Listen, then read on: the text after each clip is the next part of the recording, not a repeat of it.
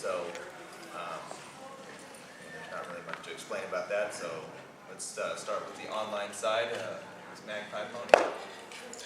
I got started voice acting when I wanted to do productions on YouTube. I originally didn't think that I could voice act, but I had such a love for the pink one here. Your microphone is a little not close enough to your mouth. Oh, okay, sorry. I get up close and personal this time. Anyway, I was just saying how I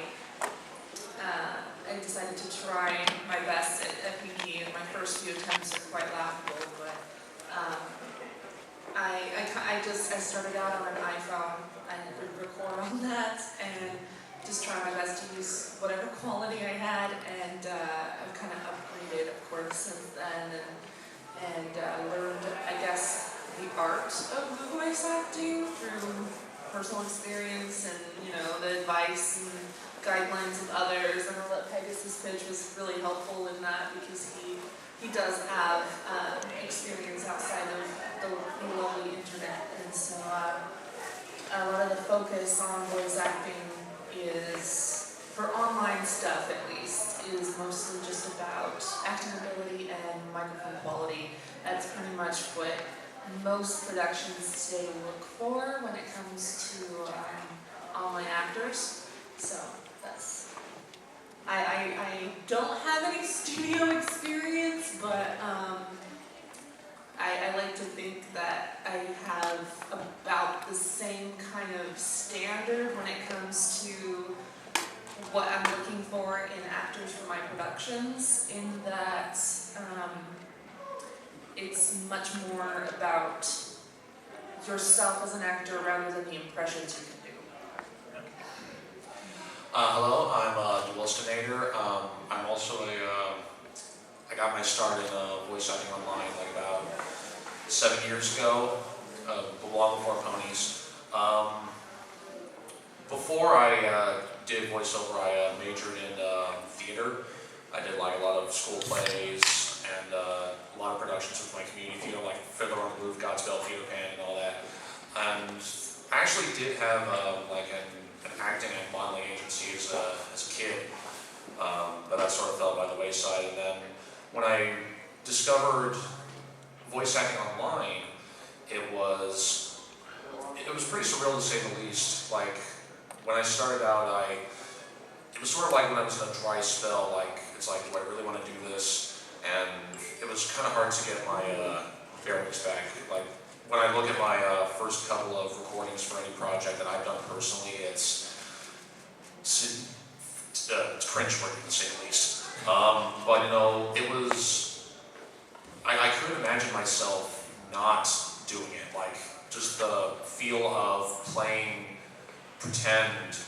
So that's pretty much like a lot of what I see in voice acting is a lot of people think that it's just doing silly voices and then walking away with a paycheck. And it's like, oh, you get to see your name in the credits. No, it's playing characters competitively and believably, and that's what a lot of people don't understand. And it was then when I wanted to learn more about the craft when I started taking classes in Los Angeles. With people like Kristen Freeman, Richard Horvitz, Tony Oliver, and just most recently Kathy Cavadini, who, if you don't know, she was the original voice of Blossom from the Powerpuff Girls. And through all that, it just, the experience that you gain from that, while applying what you've learned from the studios to what you do online, the experience is just invaluable. And it's just practice, practice, practice.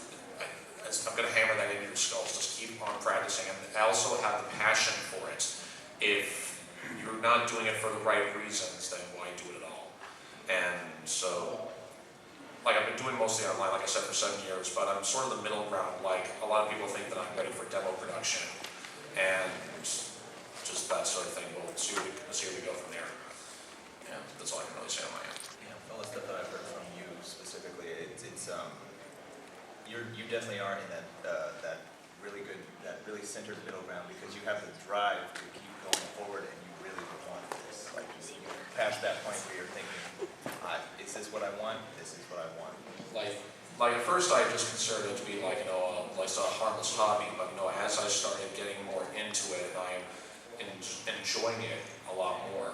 Like not just seeing my work in like an animation and audio production, but what goes into that behind the mic. And it's a lot different doing it by yourself at home than in studio. Like at home, unless you have like the director like on like the phone or like through Skype, you have to rely a lot on self-direction and just communicating back and forth with the people you're working with. And it's a lot different than what these two do nowadays. But just again, I'm sort of in the middle ground. And move on to Kira. Hi, I'm Kira. My fandom name was Rina-Chan. My story is kind of long, so I've been doing this for a really long time, so I'll try to keep it as short as possible. I've been voice acting for about 12 years. I started when I was 16 and just kind of started learning about online forums like the Voice Acting Alliance and stuff like that. And kind of knew from that point on that I wanted to be a voice actor, but I didn't grow up in a place where I could do any actual voice acting work. Not that I was ready to. I mean, I was terrible when I first started, as I'm sure most of us feel we are. But I started doing stuff online for a few years.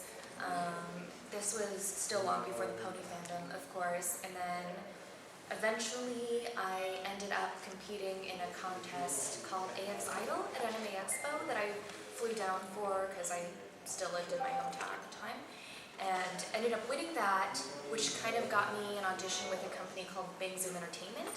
But I mean, just like an audition, you're not guaranteed anything. I got a few small parts in anime and games, and then eventually later moved back to LA to try to do it as my main career. When I first got there, I wasn't really doing a lot of voice work professionally, so I did like a lot of stuff. I discovered My Little Pony around that time and started doing a lot of fan projects and stuff like that. And then, because people were like, you should check out this show. You sound like the main character, Twilight Sparkle. And I was like, okay. And then I got hooked, as I'm sure a lot of us do. So, and then eventually I just started working on more and more like anime, video games, that kind of stuff. And now voice acting is my main job, but it's like with any freelance job, you're never guaranteed work, so I'm constantly having to look for more and more things to do. It's definitely really cool if you want to get into voice acting as a hobby, and it will help you practice and stuff like that. I will say up front, it gives you experience and practice, but nobody will care when you go into the real world how horse famous you were or how many subscribers you have on YouTube. So it's, if you want to do those things for fun, like a lot of us have done, that is totally awesome. But when it comes to actually getting into the industry, it's going to be more about your demo reels, your experience with original productions, like indie games are a good thing for that, and just, original student animations, stuff like that, and who sadly, but. Something to sort of add upon that, if you really want to make this, a career, don't expect to make it big straight away. You need to have something under your belt, like for me, I still work like at a pizza place to get like a steady income while I'm doing online voice acting on the side. It's like you're not going to make it big straight away, so you need to have at least some other form of income to sort of keep you stable before you make the big move to towns like New York City, Los Angeles, or Dallas and stuff like that. You just need to have something under your belt to keep you alive and well. No, go ahead with your story. Yeah. Okay. So my story is definitely a little bit different than hers.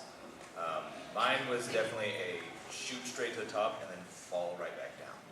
So what had happened was I got discovered almost out of nowhere. I was just making silly voices with my friend, and this guy was in a suit at the time. I remember that.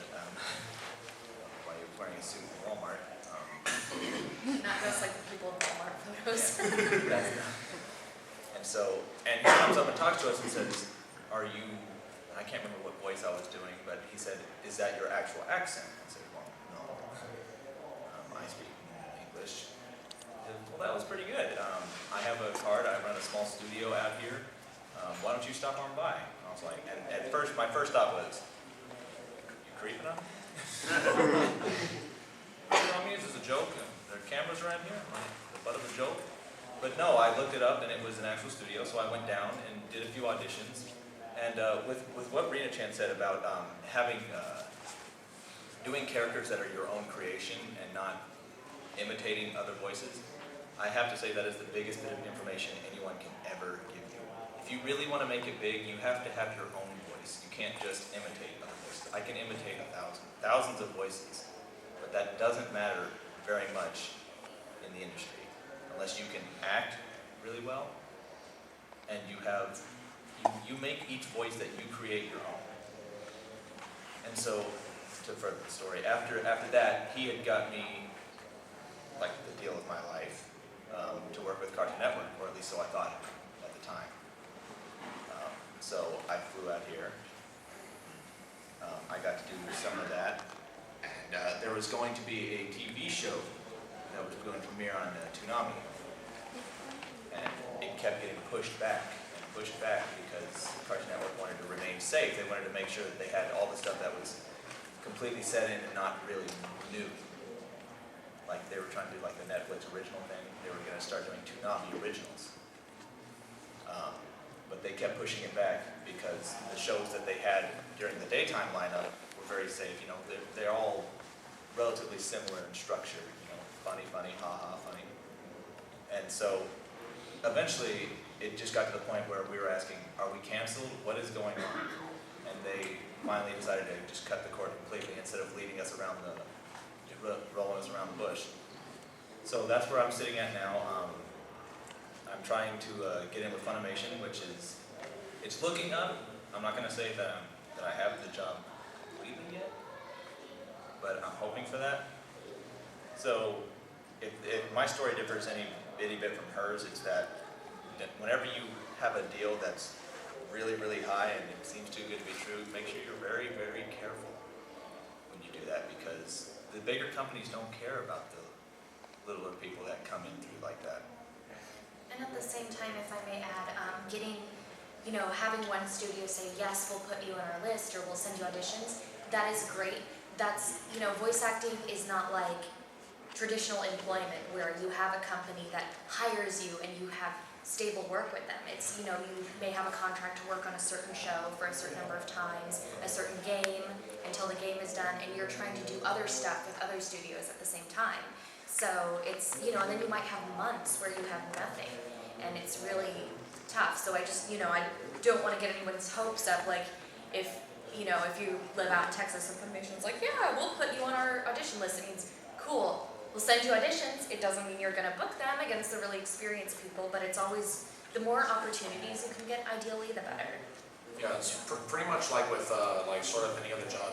You need to want to continue to keep on looking for work. Like, you may book one job, and that's great as it is, but again, like what you said with contracts and all that, you might not be there to work on it for like the rest of all time. It can only be for like a couple months, maybe like a few years. You need to keep on looking for the work.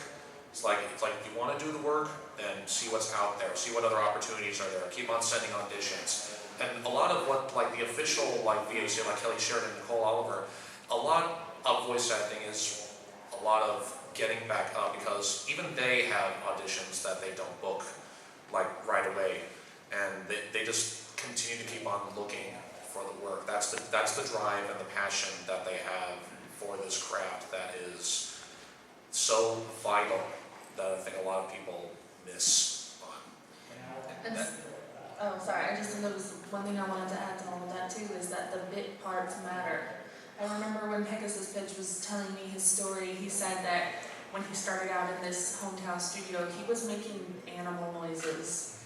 He was the dog or the cat for his studio, and it's like, why hire a real dog when you can just get, some kid off the street? Yeah, That's fun, I want to be a cat. Well, they figured out I had a really good knack for doing like the animal noises. That stuff.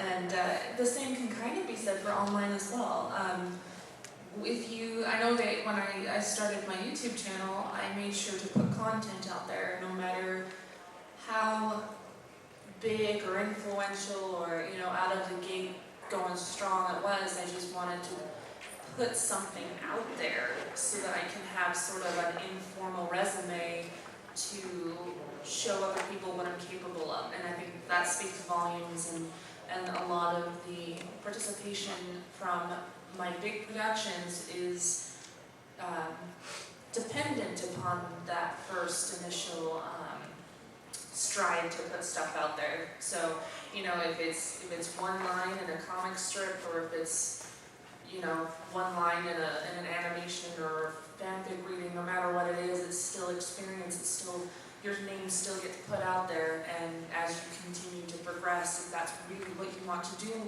then the bigger stuff will come eventually. It's just, don't get discouraged, I guess, would be the main goal.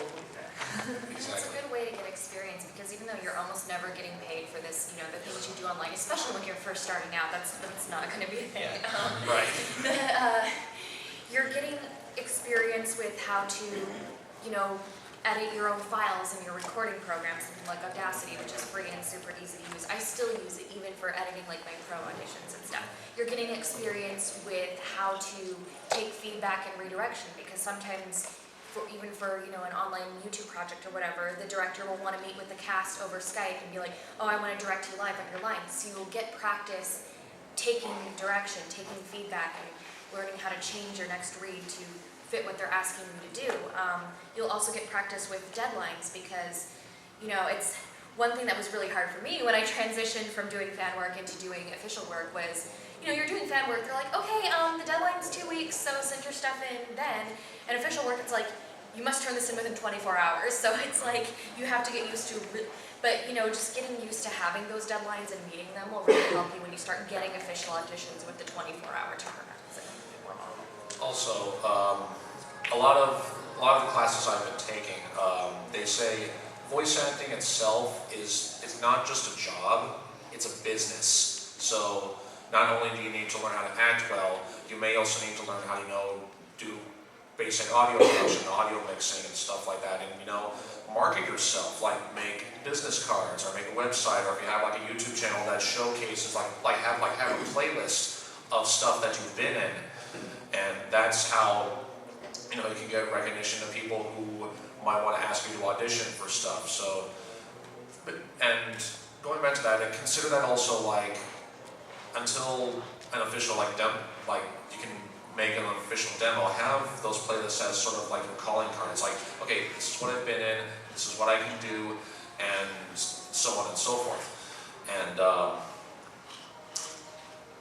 forgot where I was going with this next, but yeah, just even like for online, if you want to go into like another point, like collaborations, if you're just now starting out and you, like a lot of people with certain people like in this community especially, it's like they've been asking people, it's like, hey, I want to collab with you, and a lot of these people don't have anything under their belts. Like they just some people they want to ask people like us to collaborate with them, but they don't even have anything uploaded that showcases what they do. And so in a sense you need to find out what your strengths are and what your weaknesses are, see what you think you're capable of, and just do stuff by yourself for a while, maybe do a few little maybe animate a stick figure drawing and then voice it and all that stuff, or it's simple as a comic dub. Just doing stuff by yourself can, not only consider that practice, but it puts stuff under your belt when you're wanting to ask to audition and maybe collaborate with friends and family and all that stuff. So I think, oh sorry. Go ahead. I think too, there's kind of a fine line between trying to go out there and put yourself in different situations and then spreading yourself too thin. Reputation goes a long way, and if you have a great voice, a great mic, but you take on too much work and can't be dependable, or people can't rely on you to get your stuff in on time because you're just putting too much on your plate, that says volumes more than if you were to do less amount of work but be more reliable in that, no matter if it's online or in studio. And I mean, I can't say that for sure because I'm not in studio, but I would imagine that would be the same case. Like I hear a lot of stories of like Ian James Corlett, who's the daughter of Claire Collette, who voices Sweetie Belle.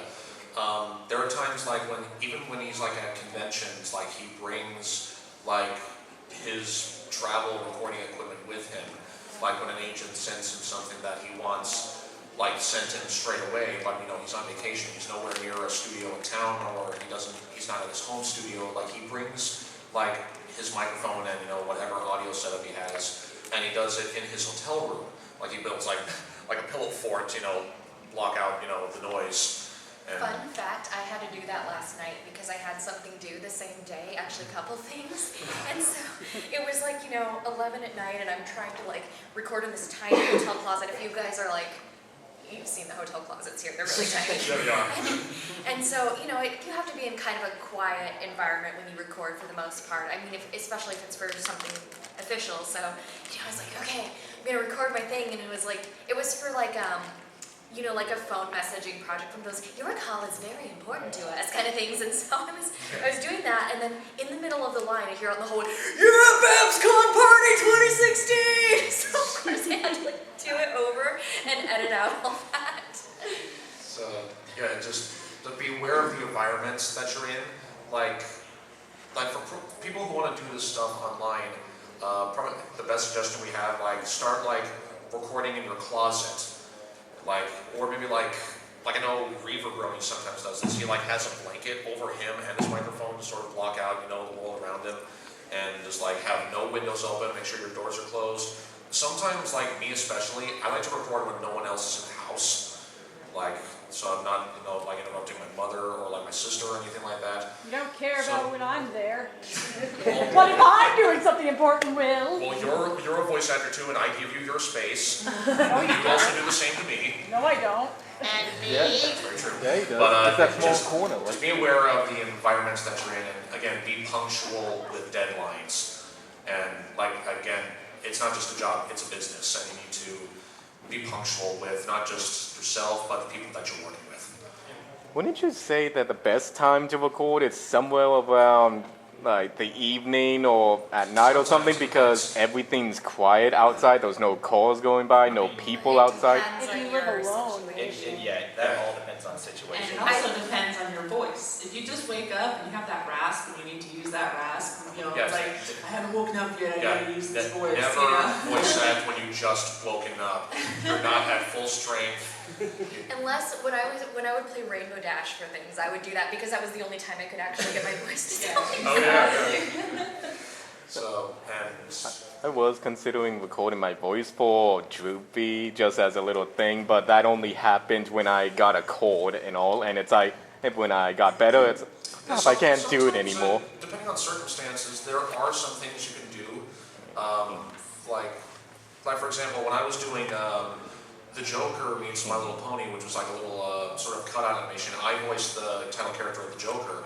I was having trouble getting like his laugh right, but it only was like when my throat felt raspy enough and scratchy enough that I felt I could do it well. Because sometimes there are just some times where it could be like serendipitous, like either if you feel congested or whatever the things, it can get the sound you want, but just don't rely on that too much. Like if you have a role where you have to constantly be sick, don't constantly try to keep yourself being sick. Yeah. Don't like force yourself. You can play around with like textures in your voice and stuff, but don't like, if it starts hurting, that's probably good to stop for then. Yeah. If it hurts your voice, then stop. And most of the stuff with like people say, oh well, I can do this character only when I'm sick or only whenever I do this. Usually that's more leaning towards the online side, because in studio they want you to be consistent. They don't have time to be like, okay, well we'll wait for you to be sick. Yeah, when you're booked for a 2 or 4 hour session, I had a 5-hour session as a young boy, and most of the lines were yelling. So I'm like, yeah, I can do a young boy voice and stuff like that, and it was really hard to sustain that for 4 hours, because like halfway through it was just like, okay, can we take a break? Water and tea with honey are your friends. Yes, stay away from dairy. Stay away And from soda. dairy. Stay away from dairy, anything. Apples are good. Being in a. Would you say stay away from soda or caffeine?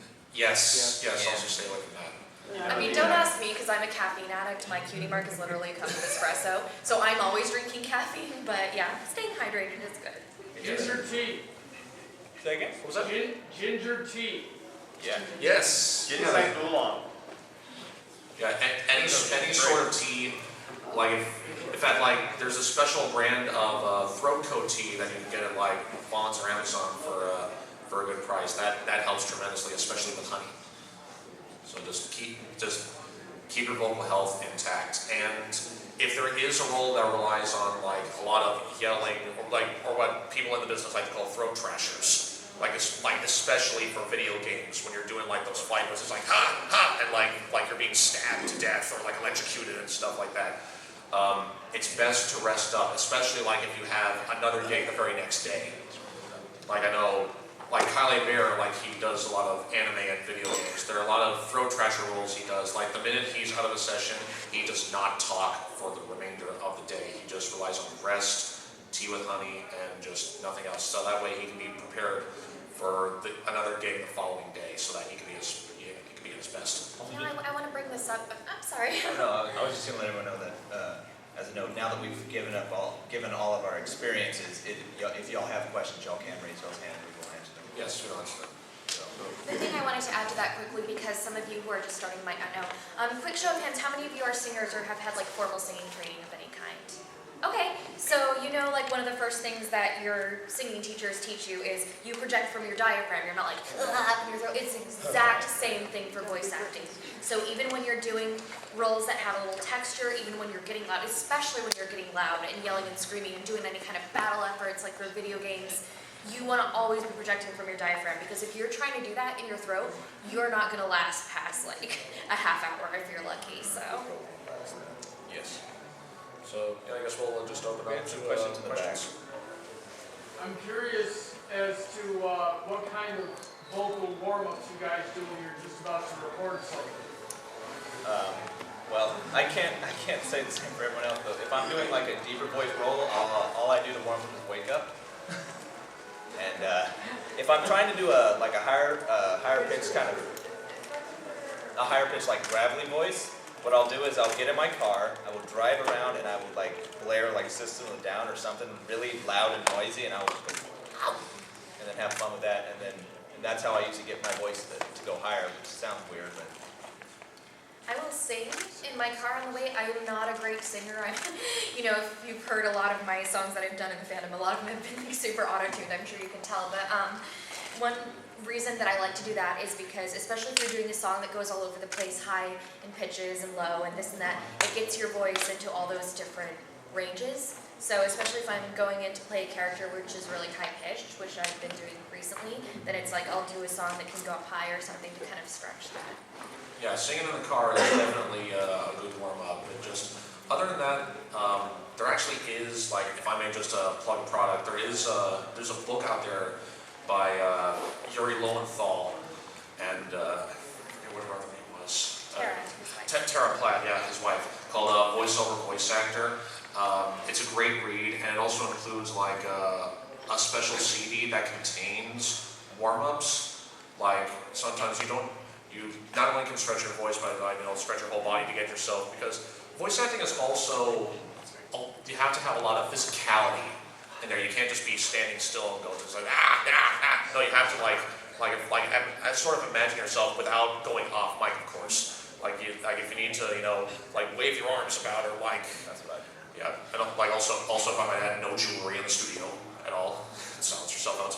But yeah, just if you really want to get into it, like actually move around. It's like maybe throw some punches or like do like a little dance, and so yeah, that's sort of like a warm up. But yeah, just singing also works. What I do is I say the hardest phrases and tongue twisters I can possibly imagine in that character, because then anything after that seems like a breeze. Or there's also like if you want to try to get your voice into certain characters, there's also like a lot of trigger phrases. Like I know like Keyframe out in the audience, like if she wants to try and voice like Rarity, she does like darling. So like have certain like trigger words or phrases that you feel like you can do in that voice to sort of get yourself back into the character. For Twilight, it was always, Dear Princess Celestia. And it's like, okay, I'm Twilight. Okay. Let's see, what's your name was? Yes. Me? Yeah, yes.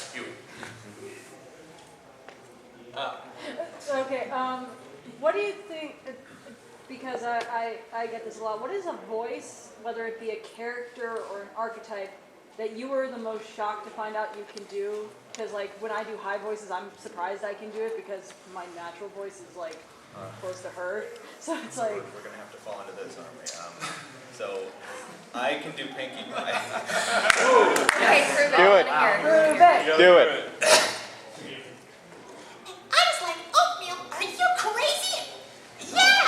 I can't really do it as well right now, but It's spot on when you hear it. I think we'll have some competition here. Not even close. They laugh with me. and so then you'll hear other characters I can do like character voices like, "Hey Peter, could you get over here? I want to talk to you." And stuff like that. And so most people don't understand that range really does play a big role in being able to do that, but it's not the only thing that plays into it. I mean, some people are just special like that. I don't know how I can do that, but I can. I think the one that surprised me most, because this is relevant to the fandom, is I got cast, I started getting cast for some voice matches in My Little Pony apps. So if you've ever seen like the My Little Pony storybook apps, I do some of the characters in those because obviously it's like a small, low budget project. They can't actually get the show actors, so they need people who can sound like them. And I did Twilight and Applejack and a few others. And then they cast me to be a voice match for Spike, and I was like, what? Like, I've played all the main six at some point in, fan projects or this or that, and Celestia and what have you, but I've never been cast as Spike. I don't feel I can voice match him in the least, but for some reason, I got cast in this official project doing a voice match for Spike, so that was crazy. For me, I'd honestly have to say one voice that I didn't think I could do well was Discord. I was always under the impression that I thought my Discord was probably the weakest of the MLP impressions. Like I could do a good like Iron Will or the Flim Flam Brothers or stuff like that, but Discord was a bit of a toughie for me. And then all of a sudden, I got cast as a Discord in Bride and Daughter of Discord by a Disney fanatic. Because, like I said, I'm no John Delancey by any means, but I was surprised I was able to get his sort of chaotic demeanor in, this role. So honestly, that sort of surprised me the most. And, yeah. As far as the pony fandom, Trixie. I had no idea that I could do a good Trixie, and now she's my favorite to voice. As far as non-MLP, Goofy. Please do. Oh, look! Also, if I might add, sometimes, when people are, something that I've just noticed, a lot of people are quick to criticize. It's like, oh, that doesn't sound exactly like, that doesn't sound like Twilight. Twilight should sound like this, and blah, blah, blah. It's mostly, again, when voice matching a character, it's not just the voice, it's about the acting behind it. A lot of people can misconstrue that. Like, one thing that I saw recently, the Lost Narrator, who's right over there, she was voicing Vital Scratch in a comic by Silver Quill, and it got animated, and a lot of people were quick to harp on it. It's like, that's not No King, that should sound like No King. Yeah, I've got the same thing. I'm like, there's no official voice, you can do whatever you want. Yeah, especially for a character that doesn't talk, and again, it's not just about the voice, it's about, the character and story behind it that gets the people invested. I mean, no voice match is going to be absolutely 100% perfect. Like underscale voice actors, a lot of people are always so quick to harp on anyone that does a different interpretation of Sansa. Exactly, Sound yes. critical. None of them. Yeah. So yeah, that's one thing. Yes. Yeah. So, I had a question specifically for you, Kira. Okay. So, several months back in November, December, I was excited for Xenoblade Chronicles X. And the minute I start cycling through all the female voices for my character, and I hear it, and I'm kind of just like, is that Kira? Is that Kira? And immediately, the one thing I start thinking is, how'd she get in with Nintendo? Does she have a really good agent? No, actually, fun fact, a lot of these companies, they don't cast and hire the voice actors directly, they will go through like a dubbing studio or something like that. Like Bang Zoom. That one specifically was not Bing Zoom, but it was a similar case where it's a studio that does like a ton of English versions for video games, and they have their own roster that you have to try to get on and stuff like that. So it's not, you're going through like a third-party studio in most cases. Yeah. So it wasn't like we actually had, like, oh, people from Nintendo coming. It was more like, okay, we want you guys to make the English version of this game, and then people auditioned and stuff like that. Yeah, the thing I didn't know was whether or not like you had an agent that was just like, oh, hey, so I heard about this thing from Nintendo, why do you know audition for it? Actually a lot of video games, especially non-union video games, and pretty much all anime does not go through agencies at all. Huh. So it's really tough to get an agent, but a lot of stuff that you're going to be doing when you first start out with your career, that stuff agents don't even bother with. Okay, so the thing about the agencies, whenever we voice actors are on the lookout for a really good agent from a really good agency, everyone thought that if you can hit it off with just one exact agency, then you're automatically thought that you would get it, no matter how confident or how really good the demo can be. But the question is like how you suspect to find a really good agency if they thought that it would be good right away. Well, I will say that you have to be working in the industry for a while before an agent will even look at you. I just got an agent like 2 months ago, and I've been voice acting professionally since like 2008. So it's really hard because a lot of them also don't take open submissions. So sometimes you have to, sign up for a workshop or something where they're reading people or, this or that. You also want to make sure that you have a professionally produced and recorded demo reel that you ideally have done with a voice coach or teacher or something like that. And also, agents are not going to care about anime, they're not going to care about what impressions you can do. They're especially going to be looking for your commercial reads, so you'll want to have a commercial demo reel, again, that's professionally produced and recorded, and that's really solid, because most of what goes through the agencies is going to be like commercials and things like that. So they want to make sure you can book those if they sign you. And basically, like in a sense, if you can do like, a bunch of character voices, great, but for the main thing is they want to know how you naturally sound. So that's why commercials are, a big must. Especially because so many commercials these days, and even certain video games, like Western video games, they're going for the more cinematic style acting. They're not going for the big over-the-top thing. And it can be hard because you still have to act. Like, even if they say like, oh, we want you to sound like a guy off the street, you're not, you still have to be like trained and know how to do it properly, but they want it to sound like you're just talking. So it's really interesting how that is becoming. And going back to the sort of agency thing, like, don't go out looking for agents because, again, they won't be taking home submissions. Sometimes you have to let them come to you. So if you're putting out the work, then they'll notice you and then they'll get in contact with you. They only want what they're looking for, so it doesn't matter if you, most of the time it doesn't matter if you're seeking them out or not. If they want you, they will find you. Exactly.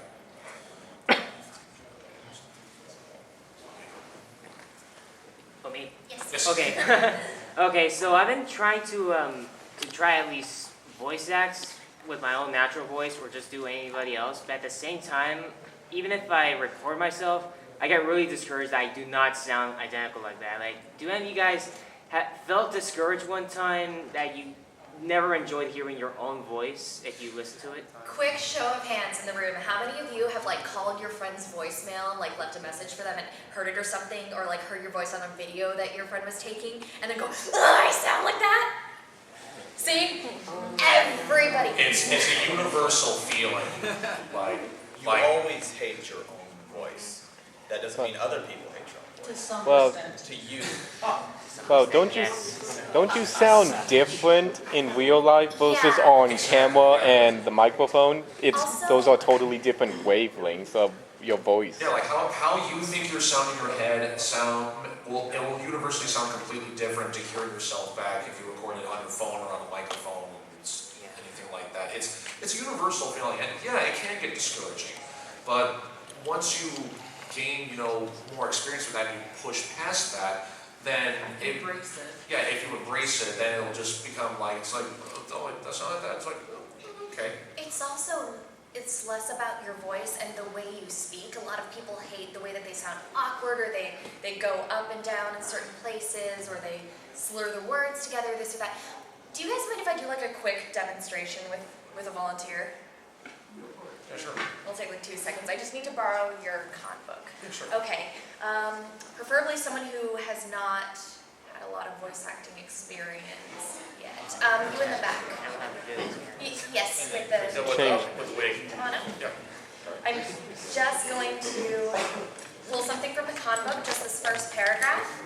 And if you can just read that to us, just, how you would normally speak. Okay. To all who have joined us in celebration of My Little Pony at BabsCon 2016, thank you. We hope your weekend will be filled with wonder, excitement, and friendship, that you'll leave with a smile after meeting friends new and old and take with you memories that will last a lifetime. Okay, you already have like a really nice clear reading voice, but now just try slowing that down about like 25% and just make sure you're enunciating. Again, you already have good enunciation. Most people don't when they do this. Okay. To all who have joined us in celebration of My Little Pony at BabsCon 2016. And project. Thank you. We hope your weekend will be filled with wonder, excitement, and friendship. That you'll leave with a smile after meeting friends new and old, and take with you memories that will last a lifetime. Thank you. Okay, so Another mark of good actor is being able to take direction well, and she did just that. So if you noticed, her voice did not change. That was her voice. I assume that was your natural speaking voice. And it did not change. I mean, it's the same voice, essentially, but when she projected more and slowed down a little, it sounded more enthusiastic, it sounded more professional. Again, she already had a very good reading voice. A lot of people who do this are like, welcome to BabsCon. And then it's, you really hear a difference when they're like, welcome to BabsCon or whatever. So the way you speak, just slowing down, just enunciating, projecting, you will sound so much more professional just doing those 3 things to start out with. Exactly. Any other questions? Yes, Actually, I have a question for you. What was your, actually it's 2 questions. What was one of your most favorite projects to be involved in within the fandom? And then on the professional side, what is one of your favorite projects that you've been involved in? In the fandom, I really enjoyed doing the Pony.move series because it was really fun to get to curse as Twilight. And outside of it, I really liked playing Hiyoko Sayonji from Danganronpa 2 because she was really mean and I love playing mean girls. Audrey? any other questions? Yes, you. I know you guys, when you were talking to other questions, you poked at it a little bit, but to be a little more clear on that, I know in voice acting when a lot of people get started out, they try to focus more on, oh, I can make these voices, oh, I can go really far in my range, but I hear a lot more that it's more important to focus on what Rita demonstrated, the acting and the presentation, rather than how high or how low or what texture you can do with your voice. Yeah, exactly. There's always going to be a critic of any impression you ever do, but I know that for me personally, I even had a comment on a video once that's like, yeah, sure, Pinkie Pie is not an Andrea, but it's so unique and recognizable. And that means more to me than someone saying, oh my gosh, you're so identical. Because then it shows that I'm a believable character and that the uniqueness of my impression is what lasts in people's minds. Oh gosh. Yeah, you ask anyone who asks the actors on the show, anyone who has been in this business, and they will tell you the same thing. Range is important. It's good to have, especially so they can cast you as multiple small parts if they can't come in to fill those. But acting, making a believable character, that is the most important part of voice acting. You have to be believed. Everyone has to see the character on that screen, hear your voice, and think, that's a real person, or that character they're portraying, this is how they really are. That's the emotion that they're going through. In fact, going back to like some of the workshops I took, this is one, I took a class with Richard Horvitz, who, if you don't know, he's the guy who does Billy and Agreement of Interest in Billy and Mandy, and he's the voice of Invader Zim. I took his workshop, and one thing he brought up is that, like, think back to when you were a little kid, and, you know, you made, like, box forts, or, like, you know, playing with toy trains and stuff like that, and you sort of created these stories all by yourself. And like, say you like had some friends over and like you were playing knights and stuff like that. Think back, was there any, like, there probably weren't any other moments where you're thinking, was I believable as the knight? Did I sound like a real knight? They won't care. Pretty much the basis of all acting is I'm quoting Richard Horvitz, playing pretend so well that we want to pay you to do it. So in a sense, like when you were a kid and you know playing with all that stuff, they didn't care how you sound because you were in the moment. You felt like you really were, you know, battling dragons or saving the princess or, you know, like driving trains and stuff like that. People were. Yeah, you didn't think you were, you just were. Because you remained in the moment. And when you grow up now and you know you're doing stuff online or like in studio, when you're given your copy, you need to look over it and just not worry so much about the technicals, because even I struggle with that, you know, even today. Like there are times where it's like, oh, this doesn't sound right, I should probably do it again. It should always, again, like the acting will show when you understand the who, what, where, and why of the scene you're in, who you're playing, who you're talking to, and it'll just come out naturally. So if you just remain in the moment of the story, then it'll show light years ahead than just thinking about how you sound. I want to add real quick. I'm sorry, I'm like talking so much, but a lot of people say they want to do anime dubbing. I'm sure some of you in this room do that. Anime dubbing is actually really difficult. I know a lot of people, they go online and they're like, oh, anyone can dub anime, oh, the Japanese is so much better, and all this and that. But as someone who dubs anime for a living, I will tell you it is actually one of the hardest kinds of voice acting that you will do because it's so technical. So as much as you're trying to be in the character and be in the moment and keep the voice consistent and do all these things, you are limited. The animation's already done. They are not animating to your voice, obviously. So you have to fit the line exactly. If there is a technical error, if it doesn't fit perfectly, you have to do it again. And sometimes it can be hard because the performance stops feeling authentic when you've done it for the 10th time. Just, okay, a little slower, a little faster, elongate this word here, or, you know, this or that. It's really, really tough. So part of voice acting is, you know, you have to know your craft so well that you can do that multitasking. You can fit within a certain time frame or fit with, you know, do whatever you need to do. It also sort of depends, going on what you said, the different mediums of voiceover. There's a lot of different things, like there's original animation, then there's video games, then there's anime. Each are done, they all involve acting, but how they're recorded and how they're done, they're completely different. Like with original animation, you're usually like in the studio with the other actors. That way you can sort of bounce off each other. It's almost like a theater production of sorts. And then in anime, you're only limited, you have only yourself in the studio with the screen in front of you, like she said, the animation's already done, and you're just matching lip flaps and the timing.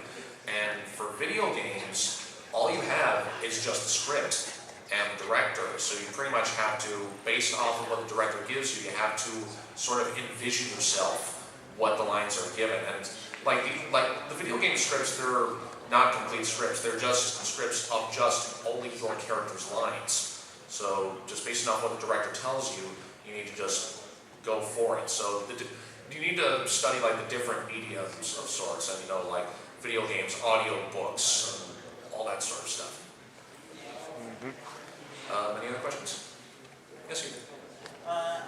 This is sort of a voice acting question. I was wondering if you had any favorite alternate interpretations, especially voice-wise, of, you know, the pony characters, either the ones that have canon voices or the ones that don't. But like, where the voices are not very similar to the canon, and they're really good. In others or in ourselves? Either ones you did yourselves or others. Yeah. Well, working with Mag online, we we have our Trixie, her name is Rachel Anderson. Who was originally going to be here today, but due to complications at work, she couldn't be here. She voices Trixie, but she does sound nothing like the Trixie in the actual show. She sounds nothing like her. She has the acting and the mannerisms down and how Trixie is the great and powerful, you know. But she doesn't sound anything like her. But we cast her because she was good at acting. She was good at portraying the character that we wanted for the series, and sounding similar enough to where, you know, people will recognize, hey, she's playing Trixie. She's not that great at imitating, but her acting speaks for itself. Like in a sense, she's sort of like an understudy. Yeah. Yeah. And she's become beloved for that Specific reason. that role. Yeah. Great. That's the situation for that. Sometimes it's funny when you see like the parody videos and the main six are all voiced by guys. Like, you know, sometimes it's just for comedy it works, not for a serious thing. Yeah. Or like Pymations is another example.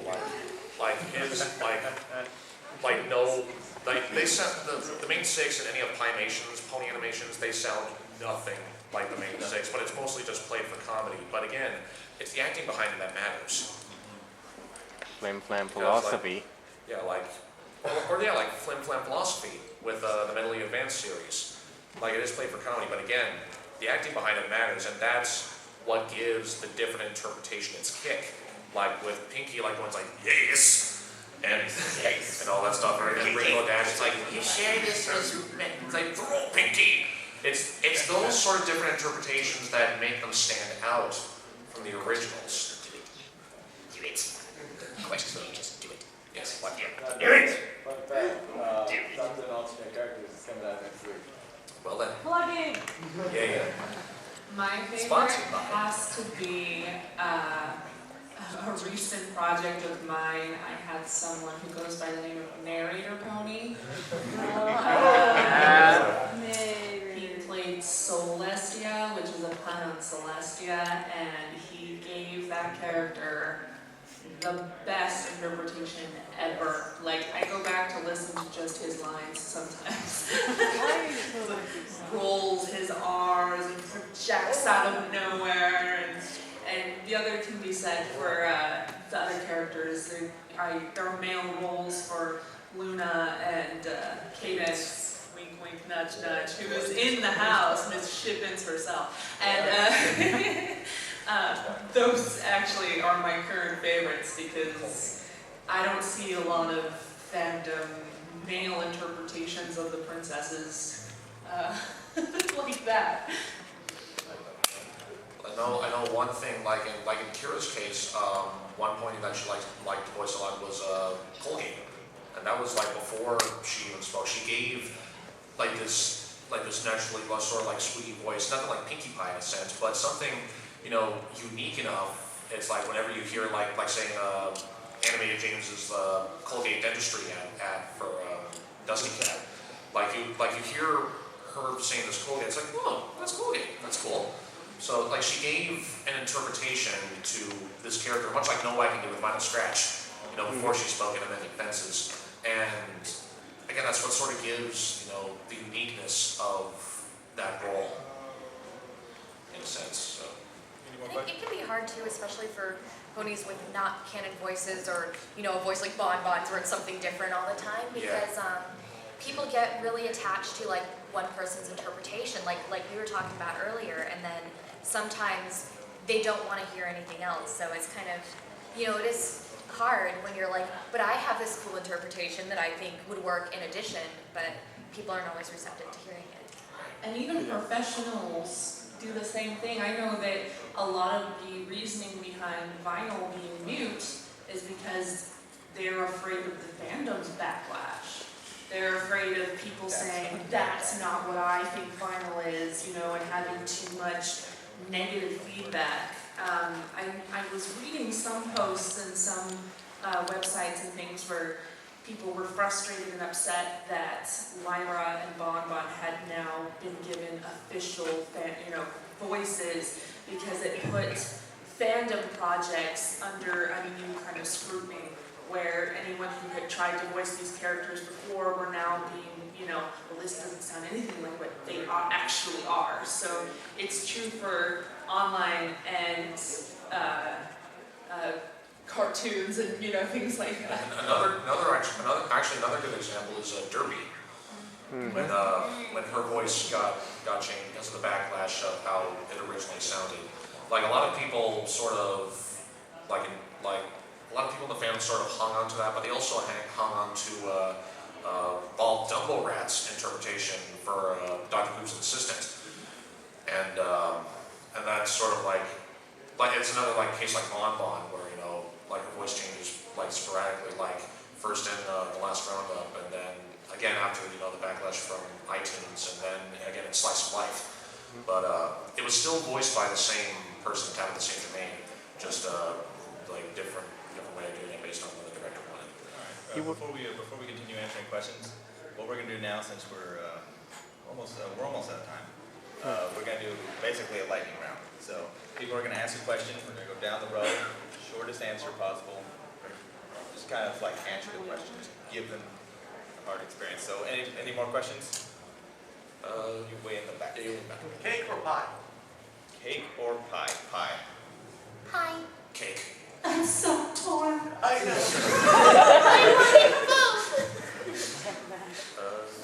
You. Butterscotch or cinnamon? Snail. Hey, what about Snips? No. Forget Snips. I'm a snail. Oatmeal raisin. Cinnamon. Cinnamon. Definitely butterscotch. I think someone who struggles with impressions. Have you ever gotten cast with just your natural voice? Yes. Yes. Sort of. Worst pony to voice out. The pony I hate the most in general is voicing Discord, even though I'm told I'm good at it. I love doing all of them, but I'm really bad at Luna. I just cannot match. I cannot voice match like Luna or Pinkie Pie to save my life. I tried. Honestly, Spike. I mean, I can do like an older Spike, but like as a kid Spike, no, I can't. You stole my answer. What you gonna do about Well, technically, they said pony, and that Spike's not a pony. Okay. Next question. Passive fist or genocide? Wow. You would ask that. Somebody's got to do it. Somewhere in the middle. I love her somewhere in the middle. Undertale Rush. Good. Any more? You always have to say papyrus. Every time. Voice actors papyrus. What? You always have to save for fire. Oh. Yeah. It's okay. I can't hurt them. Can't do it. Saw hand raised over here in Blue Gloves. Soul Empire or Lunar Republic? Lunar Republic. Lunar Republic. Twilight's Kingdom.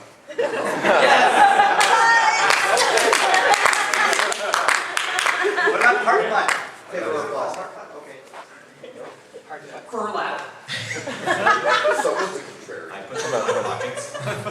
Reusable bags. Save the environment. Anything that doesn't have holes next. None of those are answers. Okay, between these two type of characters, what would you rather voice? An iconic character that's already had a voice in the past that you now have to interpret, or make your own character? I like iconic. I like iconic too. Yeah, same. Yeah. But now you have to live up to a standard. True, but that makes you push yourself even farther. Exactly. Because you have to live up to a standard that was predetermined anyway. And make it your own. Yeah.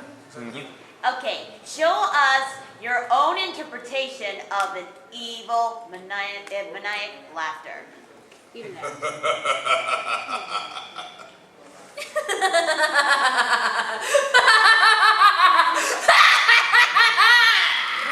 Well, it depends.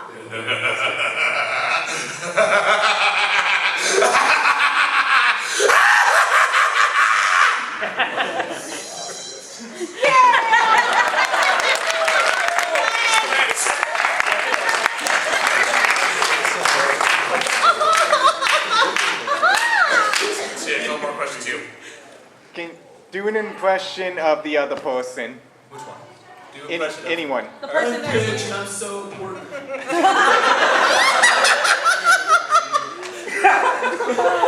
Hi, I'm Kieran, I voice and everything. I play Discord. Wait.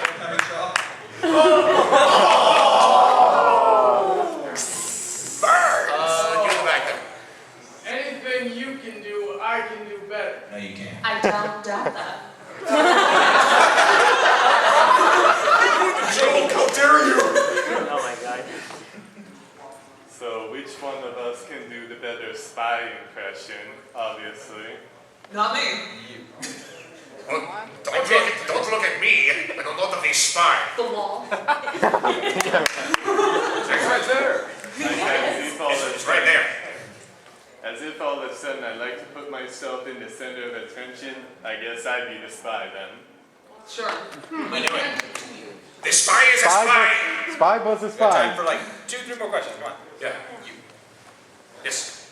Do you enjoy bloopers? Do I enjoy bloopers? I make bloopers. I am bloopers. My entire the life walking is bloopers. 95% of my work is bloopers. Let me add to that. He recorded something for me, and we had about an hour and a half of raw recording. I had to cut